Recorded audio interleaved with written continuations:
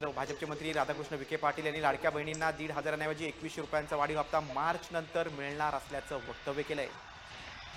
अर्थसंकल्पीय अधिवेशनानंतर वाढीव हप्ता मिळेल असं विखे पाटलांनी स्पष्ट केलंय। लाडक्या बहिणींना आता मार्च नंतर 2100 रुपये मिळणार आहेत। मंत्री राधाकृष्ण विखे पाटील यांनी ही माहिती दिलेली आहे। अर्थसंकल्पीय अधिवेशनानंतर आता लाभार्थी महिलांना 2100 रुपयांचा हप्ता मिळेल।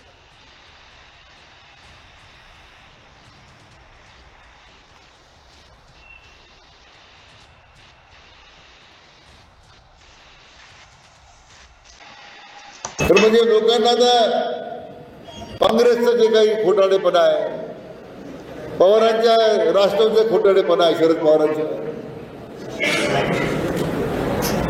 उद्धव ठाकरे ज्या पद्धतीने भाषण करत होते अतिशय वैफल्य त्यांनी सगळ्या निवडणुकीमध्ये लोकांची दिशाभूल पुढे करण्याचा प्रयत्न केला, वैफल्यग्रस्त भाषण केली। राहुल गांधी तर लोकसभेला म्हटले होते आमचं सरकार आलं आम्ही प्रत्येक महिन्याला आमच्या भगिनींना 6,000 रुपये खटाखट पैसे देऊ। आले खटाखट पैसे तुमच्याकडे?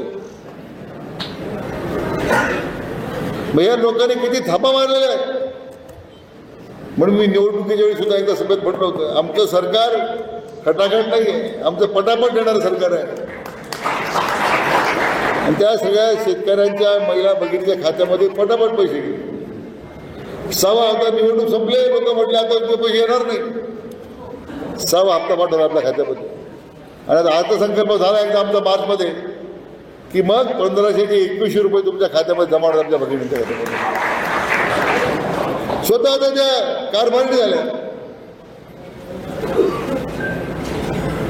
नवऱ्याकडे पैसे मागायचे त्यांना आता गरज आली नाही।